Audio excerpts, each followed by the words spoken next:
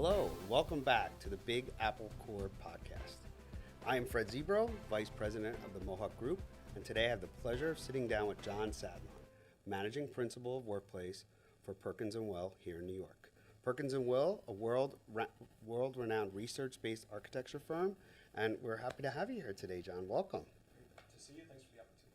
Yeah, of course. Welcome to our new set. Love it. We're excited to have this today, and we're gonna lots to cover today. We're happy to have you here with all of your knowledge and insights that you're going to share with us. And first, we'd like to just kind of start and talk a little bit about yourself and give us a little bit about your background, and then we'll jump into some questions for you. Okay. So let's see. Rewinding the tape, about 30 years ago, I started my career in Boston. You may not have known that one. And as an architect, I was working on core and shell ground-up projects, some historic preservation, and I was given great opportunity to work on very large-scale, complex, very detailed design solutions, which exposed me to a great deal of technical information and a very rigorous approach to the work that I do. What I found, though, is that I wasn't yet getting the opportunities to be interfacing directly with the client and to have more of an impact on the direct course and outcome of the projects that I was working on. So about 4 years into my career, I shifted from core and shell architecture to interior architecture, workplace design, commercial interiors, some people refer to it as. And what I found very quickly is that I had direct access to the clients. I was able to share my knowledge in a more profound way that ultimately had a more direct and immediate impact on the outcomes of the designs that we were creating. The pace was much, much faster. I would complete maybe 6 or 8 projects in any given 12-month period. And I found that combination of client engagement and of thought leadership and the pace was very much aligned with what I aspired to do. So in the early 2000s, the second chapter of my career is when I came here to New York. And that's obviously when you and I first met. Yes, it seems like yesterday. I can't believe that's what I was going through some of your bio, and it said, like you mentioned earlier, I was like, oh, Boston for 10 years and New York 20 years. I mean, it sure does. It sure flies by. That's for sure. It does fly by. So, for the past 20 years, I've continued my career focus on commercial interiors, and the main driver that got me to shift from Boston to New York was a desire to build more of a global portfolio. So by being in this town, I find that I have direct access to major decision makers from Fortune 500 companies. My clients include a broad range of market sectors, from finance to legal to technology, media, consulting, advertising agencies, and also nonprofits that we do support within our community. But having the ability to start a project here in New York, maybe complete it, and then a short time after have that client call and say, John, will you build our office in London, or will you build our office in Dublin or in Los Angeles? That to me is really the most gratifying part of the work that I do. I never wanted to be a one-hit wonder. I want to build those relationships, and I find that by investing the time to really understand what's important for my clients, I can better serve them over a longer term period of time. So the projects that I'm working on, today range from 5,000 to 500,000 square feet and larger. And oftentimes clients bring me in early in the process. We call that the due diligence or pre-lease services. So given my background in architecture, I'm able to scrutinize contracts, leases in such a way that I can work very closely with the city's top brokers and owners' reps to advocate on behalf of our clients to get the best possible outcome. So even before a design is created, before we know anything about necessarily the planning solution, we can anticipate the client needs and work on their behalf to make sure that that lease negotiation is as smooth as possible and as beneficiary as possible to all the parties. That's great. And it actually kind of leads into one of my questions when you're talking about the pre-lease space and just the overall selection of sites. And looking at what we've been through in New York, especially over the past couple of years, I know you do the pre-lease work and also site evaluations with clients. How has that changed over the past couple of years that you've seen with some of your major clients, especially now you're working with them globally? How has that criteria changed? Well, it's interesting because the range of my expertise and the services that we offer are not exclusive to that upfront. I'm directly involved once the lease is signed or the contract is executed. I'm directly involved in the strategy for creating the right real estate solution, for leading the team through the design process, the technical coordination, the documentation, and the construction.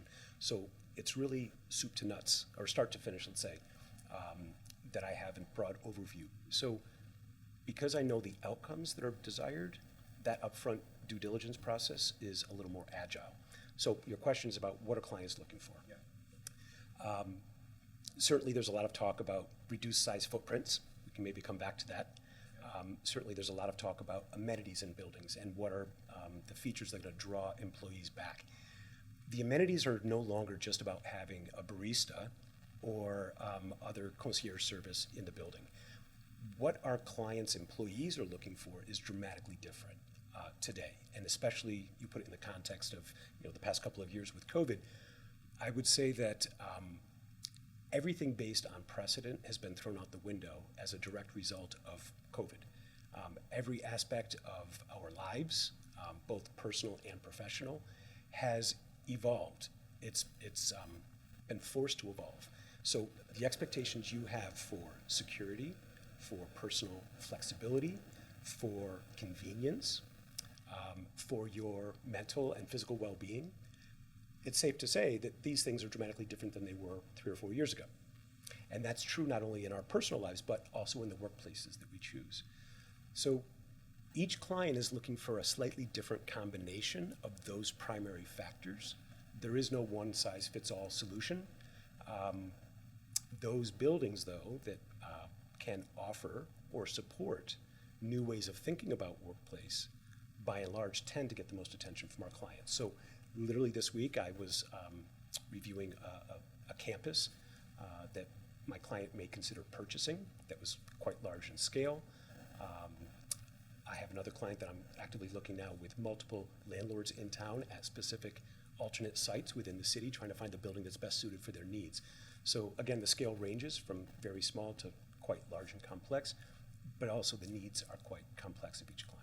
Now, are you seeing similar needs for, everyone wants to get people back in the office? That still seems to be a problem. Our mayor even talks about it, about city workers, where he was like, everyone's coming back, and now some of the city workers can work at home. And so what are you kind of getting from your clients for a way to reactivate spaces or engage employees more so that they're going to want to come in, and employee retention? Are you seeing a lot of ask? Is there a big ask for that? Is that something that you talked about, amenity spaces and things like that? So every business that we work with, every client that we have, is faced with the challenge of how to bring their employees back to the office. Across the board, in every business, there has been a loss of connectivity of the people over the past 3 to 4 years. There has been certainly a decrease in mentorship and building people's careers that are attached to that business enterprise. There's a number of priorities that we focus on with our clients, creating craveable space that employees want to come back to, that promotes not only their productivity, but also their health and well-being. But by creating these types of spaces that are more desirable to a variety of different criteria that vary from employee to employee within an organization, it's really about choice.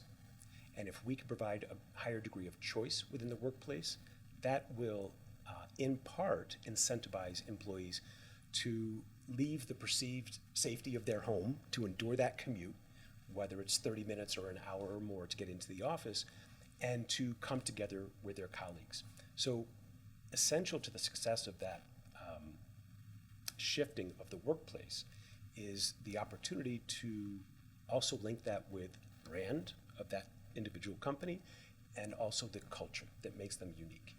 This has a lot to do with recruiting and retention, and what we find is that those companies that choose to maintain the workplace that existed before COVID, perhaps reduce that footprint, but not to undergo any sort of significant modifications, that those companies, by and large, will not have the most valuable asset coming back to the office. On the other hand, those companies that choose to either evolve, renovate, or relocate to new space, taking into account some of these new dynamics of working, the people will be incentivized. They will be driven to come back into the workplace, and ultimately those businesses are going to win the war for talent, and those will have a long-term business success. You know, you mentioned the craving to come back. I think is a great term to use. Also, I think we're forgetting about, you hit on it, is this mentorship. And, you know, I see this even in our own office, and that especially, you know, we're sounding old because we've been doing this for so long, but there is something about having someone help mentor you in your career. I know I've had amazing mentors, and that's something that I think a lot of the people younger in their career or earlier in their careers, they're not real, you know, you never had it, so you don't know what you're not missing, but it's such a tremendous asset to advance their careers to have that. And you can really only do that in some of these office type experiences. You can only get the Zoom, can only happen, you know, there's not much that happen on Zoom when you can actually walk over to someone's desk and help them. Well, the issue with virtual meetings, you know, this is nothing new, but, you know, they're scheduled for a period of time. Usually the agenda runs over and everyone clicks off and you move right into the next meeting that you're 5 minutes late for. I find that when we're in the workplace, when we're actually coming together, the most impactful part of that meeting is usually the 5 minutes after the meeting is officially done and people are breaking out and going into side huddles.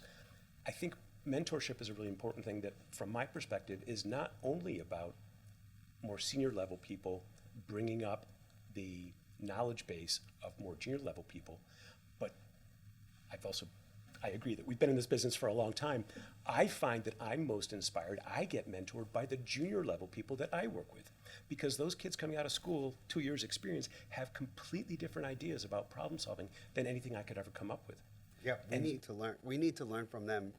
I find I learn a lot when I'm with some of the people that just have a different skill set, and it so rounds out just all of us from that aspect. So it's true. We all need each other in the workspace. So we all need each other, and we can make T-shirts that say something to that effect. But I do think it is reciprocal, and it is incremental. And once companies can tap into that energy, like you were talking about, that's when the culture, that's when the creative idea generation kicks into high gear. That's what then ultimately differentiates that company from their competitors and puts you in a different position in the market. Yeah, well said. Totally agree. Let's talk a little bit about the different sectors and markets. I know that that your firm works through many sectors and markets, and how is your firm influencing those sectors? So I might respond to that in two different parts. Of course. So in the first part, staying focused on commercial interiors for the moment, there's a more localized lens that we can look through. Making the observation that certain businesses or sectors are more risk adverse and others are less so. So traditionally, the less risk adverse client types tend to be focused on perhaps finance or consulting or advertising, where there's a little bit more creative license. There's a little more willingness to break the mold, to let go of the status quo, and to try new ways of working, to experiment, break it down, rebuild it, and try it again. What's on the opposite side of the coin are those sectors, perhaps law, as an example, that are more based on precedent, that are more risk adverse. And so what we find is that by having a very broad client base, our team is able to work with those clients that are less risk adverse. We can break it down, we can put it back together, we can experiment, we can try, and then we can take the best practices, the lessons learned from those relationships, and bring it to our other clients and say, this is new for your sector, but we've tried this out, and this is what worked, this is what didn't work, and this is how we're going to improve it for you. And that is a real tangible value add to the clients that we work with on a daily basis, on the local level, let's say. On a more global level, I know you're familiar that we have significant outreach across the globe. So Perkins & Will is a firm of 28 studios. We have more than 2,800 people around the world. And we are highly collaborative by nature. So on any given week, I am speaking multiple times to my colleagues in London or Chicago or San Francisco, what have you. We are sharing knowledge of what is emerging in the marketplace in terms of design exploration. And I'm intentionally not saying trends, because trends is maybe a little bit of a dirty word in some circles. From my perspective, if our clients are constantly distracted by what their competition is up to and they're trying to keep up with that, they will never pull ahead of their clients. They'll always be in the game of catch up. So what I'm more interested in and what we speak about with our colleagues globally is innovation, is emerging ideas. And so going back to the example of the new employee who's 2 years out of school, they have a way of thinking that is dramatically different than anything that's been done before. And while we may need to test it and refine it and make sure that it's buildable, that exploration process is really a very, very exciting process. Another thing about Perkins & Will that is a key differentiator is we have an in-house research lab, actually 7 labs, that are testing different aspects of the built environments that we're creating. So one of those labs, for example, is a human experience lab. So we are looking at different factors within the environments that we create. For example, lighting or sound or temperature. And we are dialing down these individual isolated criteria or factors, and we're scientifically measuring the impact on human behavior and cognitive performance. So above and beyond what may be required by code for CFM, airflow, fresh air intake into a conference room or meeting room, we have learned through our own independent research that if you dial it up and increase that fresh air intake, cognitive performance is improved. And so think about that 3-hour board meeting you went to and you were kind of falling asleep at the end. There are ways that the architecture can actually enhance your experience within that room, which has a direct and tangible link to the productivity of you and your people. Well, it goes back to kind of your ethos that I discussed earlier, the research-based firm that you guys are. And, we talk about air, I might be jumping forward a little, but I know that, and talking about fresh air, I know that you and I discussed a lot about well. Yes. Too, and just some of these things that you were just talking, I think kind of lends to that. You mentioned earlier that that you just actually went through some of the well certification stuff, so maybe you can touch a little bit on that. I didn't go through some of it. I went through all of it, and I passed, but thank you.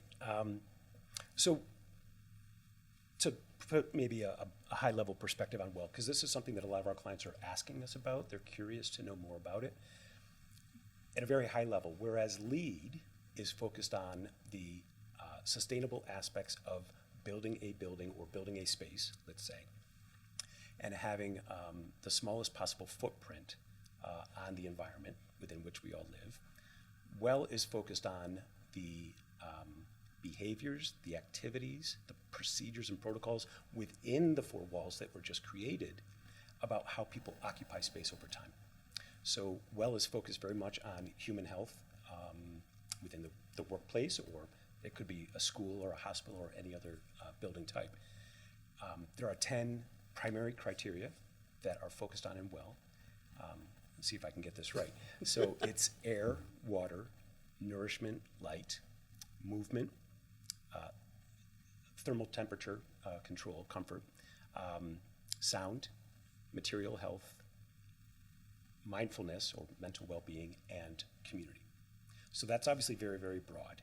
And you might think, is that directly related to the architectural design? The answer is yes. Each one of those components is directly impacted by the spaces that we're creating. The awareness of the importance of these issues, not just about air, but about all the other 9 criteria I just mentioned, it's critically important to our health within the buildings that we create. And in that regard, WELL is setting us on a very different track of quantifying, measuring, managing, and really changing people's perception of indoor air. So one of the things I will say with Perkins & Will is that there are We've actually created another set of criteria by which we design for our clients. It's more holistic. It's called living design. So I'll tell you a little bit more about that. Most people are familiar with WELL. Many are now becoming more familiar with LEED and WELL.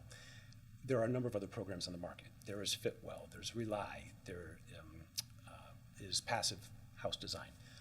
So with Perkins and Will, we look at the bigger picture of each of these various programs, and we pull, if you will, the best practices from each. We also then combine that with that independent research that we're conducting in-house, and then we have created this entire portfolio of criteria, which is living design, and we have an internal list of options that we present to our client.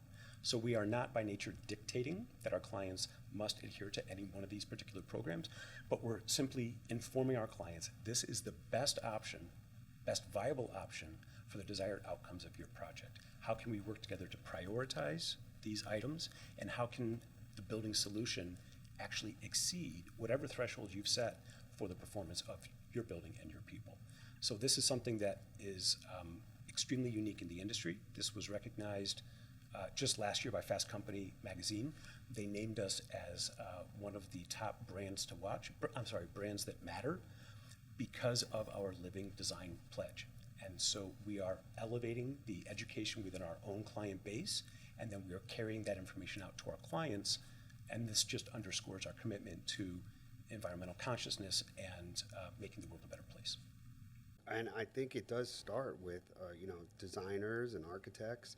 They have a lot of power in driving, like we did years and years ago, 20-something years ago with LEED. You guys really have that power to push things forward, to educate and help and make sure. You're right, we had this whole thing in New York that who would have ever thought of this air quality that happened. So it really just keeps continually pushes the boundaries further that we have to look at these things. So just to tag on one more thought with this, the wonderful thing about the evolution in the past 10 years with LEED is that many of those criteria have since been adapted in revisions to code. So LEED is no longer just the supplemental considerations. It's embedded with the way that we design. And we were very early adapters of LEED. Perkins & Will is one of the foremost leaders in the world for sustainable design. But now we have these new programs coming out that have a different lens through which they're viewing the built environment. And so this is the new generation, let's say. I refer to this as a period of experimental adaptation. None of us have the crystal ball. None of us have one answer that's going to be the right solution for all clients. But if we educate ourselves about the options that are on the market, if we challenge ourselves to think more critically about the decisions that we're making or about the products that we're specifying, then the outcomes can be dramatically different and far more beneficial to the occupants of our buildings. How do you feel the customer, your clients, how are they kind of, because we personally went through a well space in our office, and I know it's very costly. How are your customers, and more so even like the real estate, the brokerage community, because there is things that you have to place within the buildings, and how are they responding to that? Is it a slow process to get, because these are, of course, well, it's not only financial, but it's a big HR push on a lot of companies. So how do you see that, like the clients in the real estate responding to some of these things that you guys are pushing forward on the design front? So I'll say that our clients at a higher level fall into two categories. There are the tenants that we're working with to create an interior architectural solution, a workplace, that are considering the pursuit of well. There are also the landlords and the developers that we're working with building the new buildings that also understand that in order to attract the right tenants to your new Class A building, those tenants they have an expectation now, not only that you're providing a healthy environment, but that you're proactively communicating out how this building is environmentally responsible. So there is an incentive both on the part of developers and landlords, but also on the part of tenant representatives to create optimal spaces. That being said, there is, of course, the financial investment of submitting the application for that certification and whether you go to silver, gold, platinum, some of our clients opt not to go with the filing, but nonetheless, we're committed as Perkins & Will to design that space to all of the criteria and standards so that it is, in fact, the healthiest environment possible. So again, it's a financial decision every company has to make on their own, but as you say, it is an HR related issue, and the ability to convince your occupiers that you're doing the right thing for them as individuals and for the environment, it's a win-win scenario.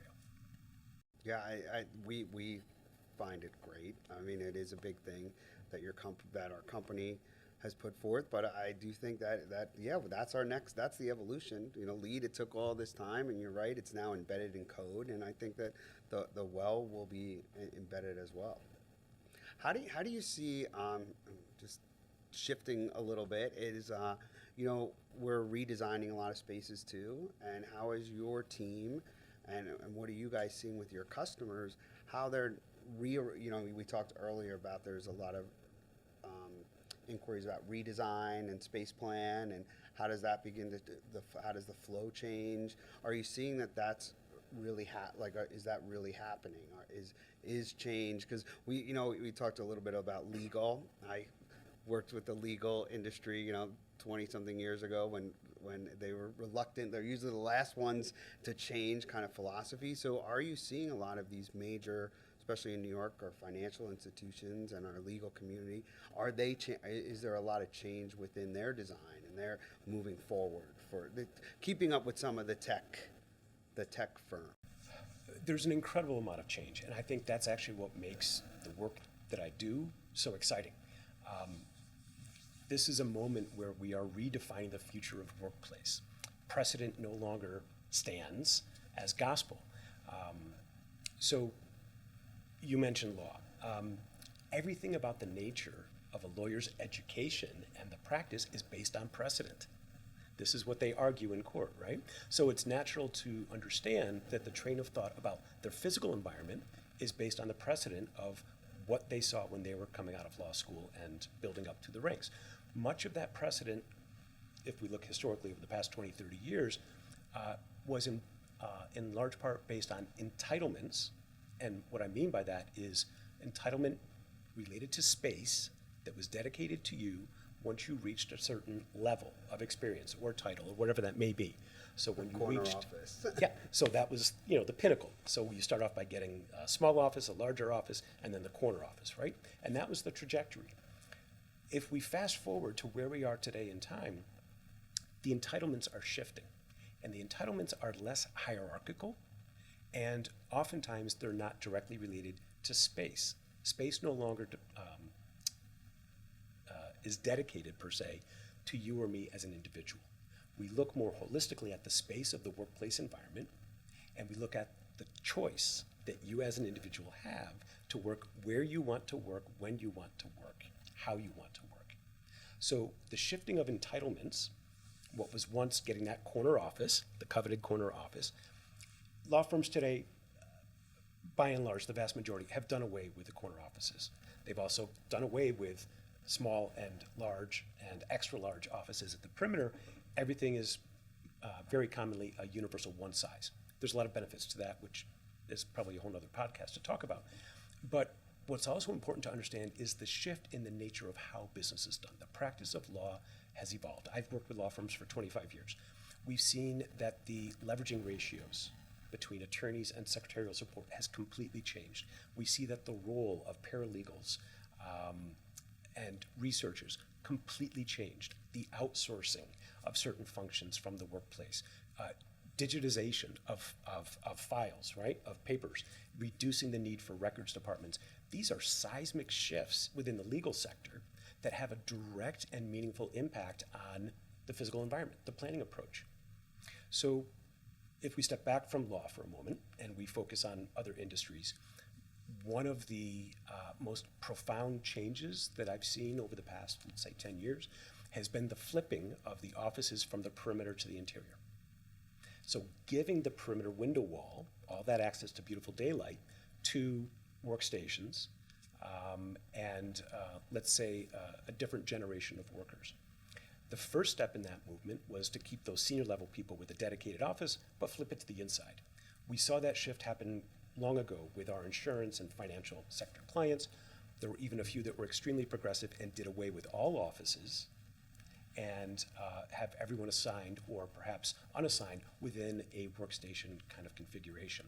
We are seeing that shift continue to non-dedicated offices, especially in a hybrid work environment, but those interior rooms are now hybrid huddle rooms or unassigned. That is open access for any employee, regardless of title or position or role. The freedom of choice is most directly linked to the role of your team within the context of a workflow, but more specifically about what is your focus for today. Do you need to be heads down reading a document in a quiet zone? You're going to go to this work setting. Do you need to be collaborating and brainstorming about this great new thing that you've got coming up next week? You're going to be in a different work setting. So that flexibility of choice is really the direction that the entire industry is heading in, regardless of whether you're in finance or insurance or legal. Those are the types of shifts that we're influencing and actually driving. How are you seeing, we have always, our New York economy has always depended on legal and financial services. And tech really came, tech was in San Francisco, and then we had a tech boom that came here. What are you seeing now where, everyone talks about the big R that's still happening or are going to happen? Are you seeing that tech is still a major contributor to our financial stability here? Have they because it was really high at one point, has it dipped down a little bit? Have our traditional kind of market segments went back up? What are you seeing any shifts in that? Because tech was like all the rage, just 5 years ago. It's all the rage, and of course we can all read the same headlines about leasing transactions in Manhattan, and I track on a weekly basis and quarterly as well, looking at lease activity in the marketplace and which segments are hot and which ones are maybe cooling off. Stepping back from that a little bit though, looking more at the macro, what we've seen happen over the past, let's say 7-8 years, is that to a degree, every company has become a tech company. Because what is happening when tech was booming, right, and they were hiring up the best and brightest, right, researchers, analysts, programmers, what we found was that in other sectors of the market, whether it's finance or law or other, they needed to compete. They wanted that same talent, and they have now expanded, let's say, the operations in-house to include different types of jobs. And so we have financial clients, we have legal clients that are focused on drawing in, attracting and retaining the best technology talent as well. So technology really raised all boats, I would say, and changed the way we think about workplace over the past, 7, 8, 9 years. So the fact that the technology sector, in terms of the business units that are making lease transactions, that has fluctuated. Everything fluctuates over time, but it's more about the mindset of organizations across the board in terms of what makes them competitive and how they attract and retain the best talent. Yeah, that's a great perspective on it, that tech is everywhere now. Tech is everywhere. Because it is. Yeah. We have chat AI now, all these things that I don't even know what to do with, but apparently this is here to stay. Yeah. All right, so now we're going to kind of jump into our fast question segment. Speed round. Our speed round section that we do it all. This is our podcast kind of thing. So a couple New York-centric questions. Sure. And questions about you. So what is your favorite New York City destination? Can I give you 3 answers? Oh, well, it's supposed to be one, but all right, so we'll take give you 3. No, I would say for inspiration, I love going to Lincoln Center. It's really spectacular, the variety of programs that they have. I was really fortunate about a week ago that I got an invitation to go behind the scenes at the Met Opera, and seeing how they put on a show and the production is just absolutely remarkable. For nature, of course, Central Park. I do have one favorite tree in the park that my close friends know which tree that is. Get out of here. It's true. I'm a creature of habit. And I will say, In if the center of the park. I'm not giving any details. No. We'll have to follow you one day and find out where it is. Bring a picnic and I'll take you. It's fine. And another place that I like to go that's actually outside the city, if I have one escape that I get to, it's just about an hour north of the city up in Garrison. And there's Boscobel House and Gardens. It's a 68-acre property that's positioned very prominently on the Hudson overlooking West Point. It's an absolute gem. It's easy to get to by the train. If you're not familiar, you got to Google it. It's a great escape, and it's really a nice way to recharge. Wow, those are awesome. I have lots of others. And so what is one interesting fact about yourself that not many people know about? Wow. How about, let's see, I'm a 4-time marathon runner. Oh. Did you know that? No, I did not. Did you run the New York Marathon? I ran New York once, I ran Boston twice, and I ran Providence, Rhode Island. And so what is remarkable about that experience is that it taught me a lot about resiliency, and mostly mental resiliency. The human body can only store up enough energy to run the first 24 miles. The last 2.26 miles is 100% mind over body. And the most elite world athletes that train are in a similar mindset. It's just your mind over your body. So I had a wonderful running coach back in the day who told us that if we finish the marathon and we cross the finish line and we collapse, that we have not won the race. And he always told us that we had to have enough stamina to run one more mile, believe it or not, which, as insane as that sounds, has really influenced my professional career, because the observation is that if the pursuit of our goals, professional, personal, whatever it may be, is at the expense of everything else that's important to us, whether that's your mental health, your family relationships, your friends, your partner, if you've crossed the finish line and reached that professional goal, but everything else has corroded, then you haven't won the race. And so what I've always been driven to do in my personal and professional life is to pay attention to those aspects in the fuller picture of who I am. Yes, to win the race, but at the same time to invest in, nurture, and build the other aspects that are critical to a more holistic sense of well-being. Awesome. How's that? You didn't know that, did you? No, I did not know that. You see, you have a lot of things. I have a lot of stuff. A lot of interesting stuff. What is one thing that sparked your interest in our industry news recently? Well, there's countless headlines that get my attention. One thing that I think is catching my interest in a more positive note is something that affects you as much as it affects me, and frankly our entire industry.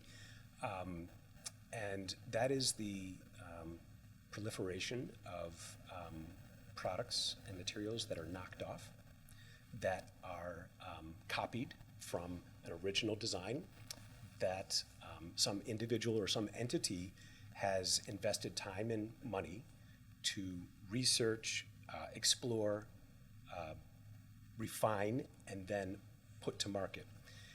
And so it's very concerning to me, and I think for you and many others in our industry, that this proliferation of knockoffs it's pervasive, and it's not just in commercial interiors, it's also especially pervasive in residential. So there is a nonprofit organization, I don't know if you're familiar with The Original Americans. Of course. Yeah. They're doing incredible work to identify these issues, to inform the public, to educate the public about why these topics are important. And it's not just a stolen idea that these knockoffs take, it's a stolen opportunity for these original creators, whether it's carpet or whether it's chair or whether it's an architectural design, that opportunities are being stolen. And this is a multi-billion-dollar industry that is sorely lacking in advocacy to prevent this type of behavior. I think we could have a whole podcast on That Be could be a Original, whole podcast. So I'm glad you know about Be I Original. I agree with you. I was just, Interesting that you say this. Is I was just at a builder. A friend of mine is building a house, and we went to. They just built this amazing new building that they're housed in, and they had these imitation chairs. And right away, I said, No. "Did you ever hear of Be Original?" So I do think it's something that we have to spread Yeah. more, and that's probably a whole nother segment that we could I'll talk come back about. if you want me to come back. Because that's a good one. It's a good one. So what is unique about your New York experience? You've been here 20 years now. What is your unique experience? I mean, I have so many. So many. What I will say is that my experience is unique in that I get to lead a team of truly brilliant people. We are researchers, we are strategists, we're certainly designers and experts in technical coordination. We are managers. We are focused on client relationships. But I think, more importantly than anything else, we have our finger on the pulse of what is next, especially in workplace, but in architecture and design. And so that's unique. Any of us can walk down the street in New York and we can see the world for what it is. We can see what's in front of us. Sometimes it's scary, sometimes it's really scary, but by nature of being an architect or designer, we must be optimistic. We are futurists. We're thinking about improving the human condition. So the headlines, you asked about what headline is catching my attention today. The headlines that you are going to read about in 2 years are the exact designs that are on our desk right now. They are the projects that we are building with our clients right now. And the rest of the world is going to find out about it in the next 12 to 24 months. So there is an incredible energy that comes with that. There's also a significant responsibility that comes with that. But I will say that's truly unique about my experience than perhaps others. And you know me pretty well, Fred. I am very much a pragmatist at heart, but I see the world through a creative lens. And that, I think, is just spectacular. That's awesome. I love that, and it's exciting. Yeah. Because when you think about it, you're right. We're You're doing things now that are for the future. It'll blow your mind when you see I'm that. excited. I can't wait. I can't talk about it. And that kind of leads into my next, fire round question is, looking into the future, what would you tell your 18-year-old self? I would tell mine to buy lots of real estate here in New York City. Yeah. Because I'd be a multimillionaire. But Yeah. what would you tell your 18-year-old self? Or just let it ride? Very simply, it's very simple. Take risks. And so by taking risks, I'm not saying to dive blindly into the pool without checking how deep the water is. That's not what I'm saying. But to take a calculated risk, once you've looked at the pros and cons of whatever the opportunity or whatever the matter may be at hand, and to then proceed with confidence in a direction that may be unlike anything you've ever done before. It may be completely unfamiliar ground. Taking that risk is so critical. I'll give a little example. Ever since the time I was probably 10 years old, I had this dream of traveling internationally. And throughout my 20s, that dream never went away. It actually got more and more. But I set up in my mind a set of requirements, criteria, obstacles that prevented me from doing what I dreamt of doing. So it had to be a trip at the right place, at the right time, with the right person, under the right circumstances.